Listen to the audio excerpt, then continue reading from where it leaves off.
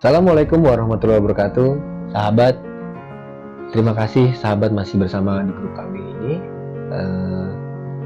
Sahabat sekalian, pada hari ini kita akan bicara tentang bagaimana kita memilih jalan keluar.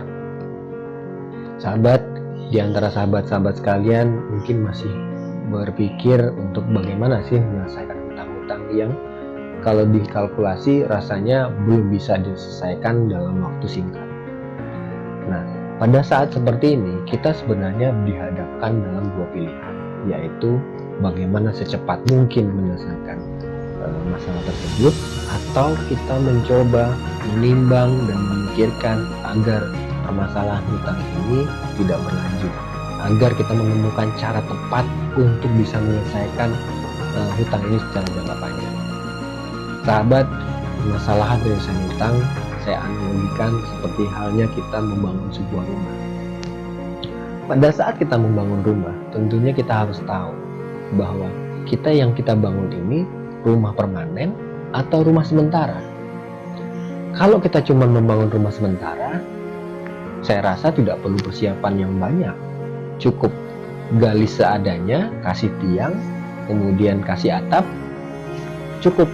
Bisa tidak kehujanan, bisa kita gunakan. Tipe rumah ini ya kita gunakan biasanya untuk apa? Ya paling untuk kandang kambing ataupun kandang ayam, yang itu ya ibaratnya ya bisa dikatakan untuk sementara, atau kalau dalam proyek bisa dikatakan itu adalah rumah benteng. Tapi kalau kita mau gunakan itu secara jangka panjang, rasanya tidak layak.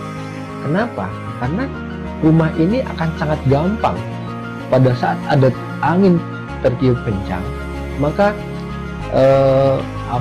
dinding-dinding yang hanya terbuat dari seng ini akan bergerak bahkan copot. Kemudian kalau misalnya ada angin yang besar, atapnya bisa jadi roboh. Kenapa? Ya karena bahan-bahannya adalah bahan-bahan. Nah, kalau ini yang menjadi kita pilihan kita dalam menyelesaikan hutang, ya gampang sekali tadi. Selesaikan hutang dengan pinjam uang, selesaikan hutang dengan berupaya untuk mencari uang sebanyak-banyak. Yang itu tidak akan rasanya tidak bisa menyelesaikan secara keseluruhan secara jangka panjang. Yang kita lakukan sebenarnya adalah pada saat kita membangun rumah, dan tadi kita contohkan membangun rumah adalah kita harus tahu fondasinya seberapa kuat. Bahwa pada saat kita punya kewajiban hutang, apakah ini memang karena kemarin yang kita dulu sampaikan karena hutang kita karena biaya hidup, atau karena memang karena gaya hidup, atau karena memang bisnis kita yang memang bisa dikatakan belum punya dasar yang kuat. Jadi kalau misalnya tadi kita mendapatkan hutang karena usaha kita yang gagal, kemudian segera kita mencari uang untuk menutupi utang tersebut, yang terjadi dalam waktu singkat kita akan dapat hutang lagi. Kenapa? Karena kita tidak menyelesaikan permasalahan yang mendasar, yaitu apa? Ternyata fondasi bisnis kita belum ada. Fondasi keilmuan kita belum ada. Fondasi keahlian kita itu belum ada. Yang paling penting, fondasi mindset kita itu belum ada. Makanya persiapkan proses perjalanan penyelesaian hutang dengan dasar fondasi yang kuat. Karena kita tahu, semakin tinggi gedung, berarti semakin dalam fondasi yang harus disiapkan. Jadi, fondasi itu akan menjadi penentu berapa lama, berapa kuat bangunan yang akan dibangun di atasnya. Setelah kita sudah merencanakan fondasinya, kita harus membuat desain.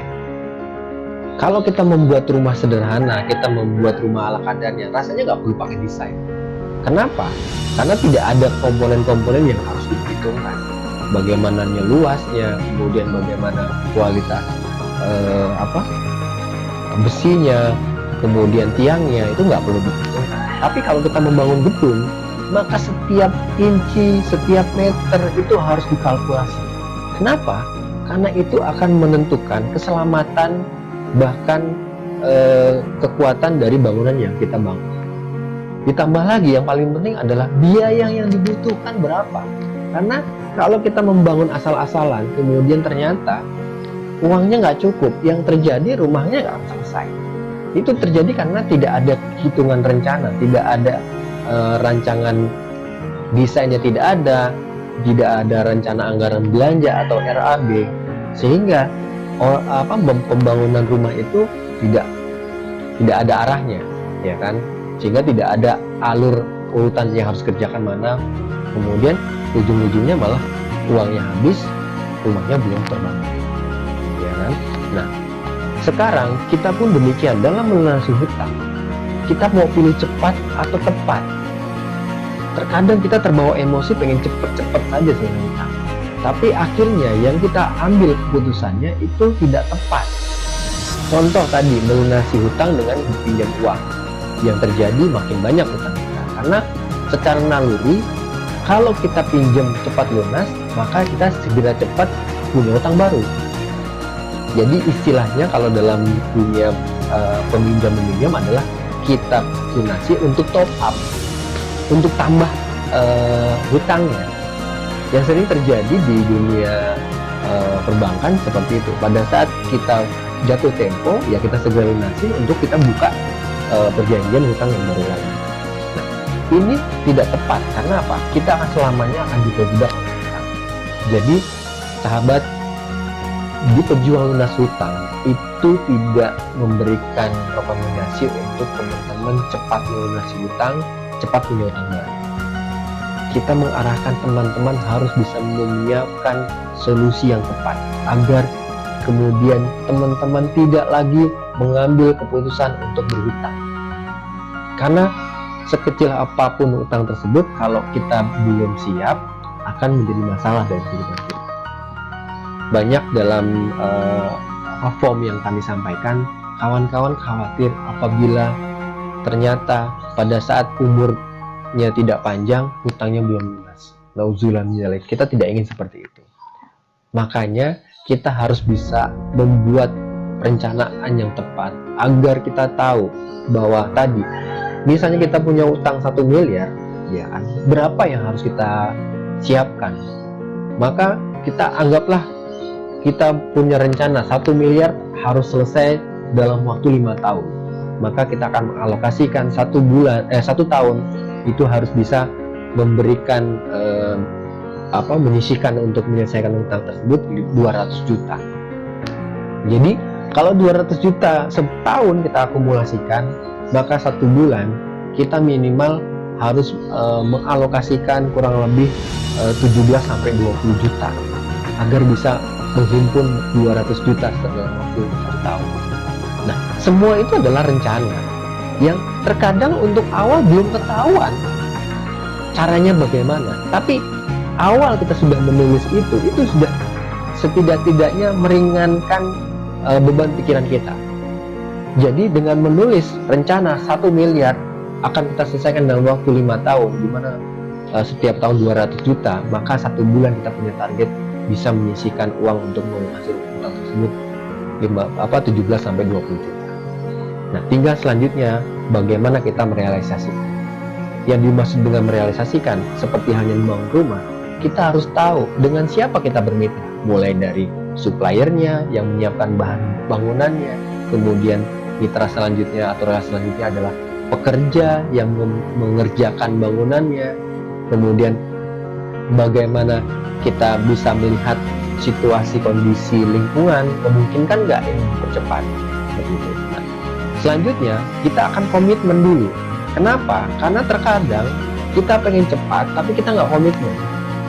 Contohnya, kita mengharapkan teman-teman terlibat dalam aktivitas kita belajar mengisi formulir yang mungkin rasanya bosan. Buat apa sih bisa mengisi form?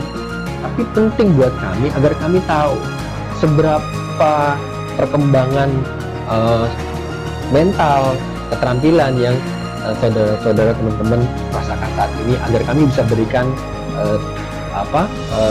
stimulus atau memberikan dukungan untuk tahapan yang selanjutnya. Jadi sahabat, kita harus bisa menyelesaikan hutang ini dengan tepat. Karena apabila tidak tepat, maka masalah ini akan semakin besar dan akan membuat kita semakin larut. Sahabat, kami berupaya menjadi orang yang tepat untuk berada di samping saudara-saudara sekalian. Tapi pada saat apa yang kami berikan sahabat-sahabat tidak menyambut dengan baik, ya buat kami itu adalah rezeki sahabat sekalian. Berarti sahabat-sahabat tidak memanfaatkan kesempatan yang diberikan oleh Allah untuk mendapatkan solusinya. Jadi jangan salahkan Allah tidak memberikan solusi, karena sahabat-sahabat sendiri yang mengabaikan uluran tangan orang-orang yang membantu. Demikianlah yang kami sampaikan. Wabillahi taufiq wal hidayah.